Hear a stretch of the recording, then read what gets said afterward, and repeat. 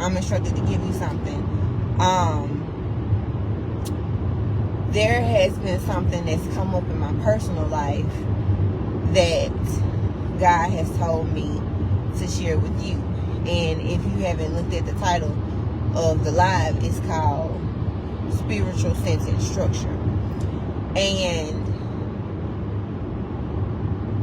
the word but can get you in trouble. It's not a bad word, but when it comes to God and how you use it, it gets you in trouble. Your faith is compromised when you use this word. And this is what I mean. Example. I believe God gonna pay my power bill, but I haven't got paid yet. I know God gonna heal my body, but the doctor said such and such. I got this headache so bad, and I asked God to heal me, but it won't go away. Anything that you speak, when you speak the word but behind God's name, behind Jesus' name, you completely nullify what he said in his word. What he said doesn't matter when you put a but behind it. The only time you use but in a sentence with God is before you use his name. My bills ain't paid, but God got me. My body is hurting, but God got me. I want out of this relationship, but God gonna fix it. Watch where you put your buts when it comes to God. The only word or punctuation that should come after God is a period. Point blank. The only thing that should come behind God's name is a period. Like the young kids say, period. That's it. Stop putting your butts before God. Because the word but, I know the definition, but I don't know a word for word. But it means you completely nullify anything that was put before that.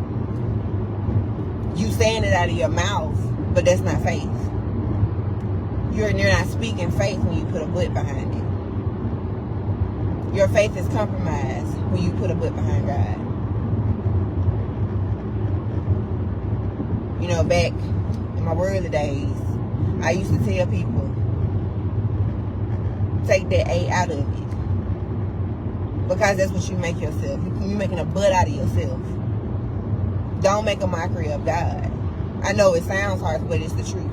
You can't walk in faith. You can't stand in faith if you're doubting God. We all say, hey, I don't doubt God. But if you put a but behind his name, you do.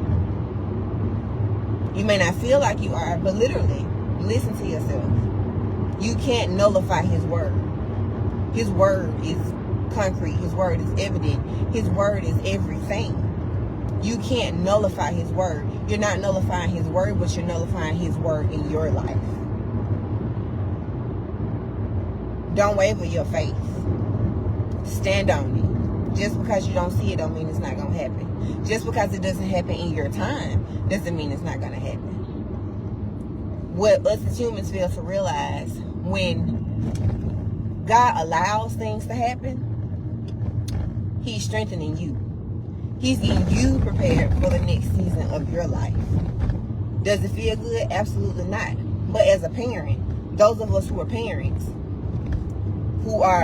parents that discipline our kids, that is, we don't discipline them because we hate our children. We discipline them because we love our children. Because we know if we teach them the right way, the next time this situation presents itself, they'll be prepared. And it's the same way with God. He's a good father. He's going to prepare you. So don't look at your situation for what it is. Don't waver your faith. Faith is everything. You have to have it. Believe it or not, you had faith last night that you was going to wake up this morning. You think it's a given. No, that's faith. That's God. When you make plans to do something the next day, that's faith. But just because you don't see it or it's not going the way you want it to go does not make it okay. It's a scripture, and I know it's in James if I'm not mistaken, but the tongue is the ruler to your life. You give breath, you give life to situations when you speak it. The breath that we breathe through our lungs right now does not belong to us. It belongs to God.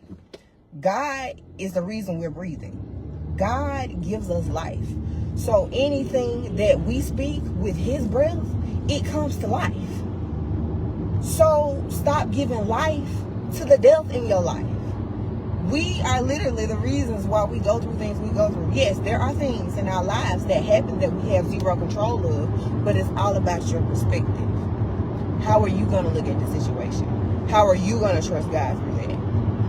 Yes, we're going to have times where we're going to fall and we don't see nothing but the negative. We're human. That came with the fall. But at the end of the day, watch your mouth and never put a but after God. The only thing that comes behind his name is a period. And I guarantee you, the day you realize that and the day you understand that, your life will change for the better. I promise you. I could put anything that I love and sit it on it. Well, y'all, that's all I had. I love you. If nobody tells you today, know that I love you beyond life. Have a blessed day. Bye, y'all.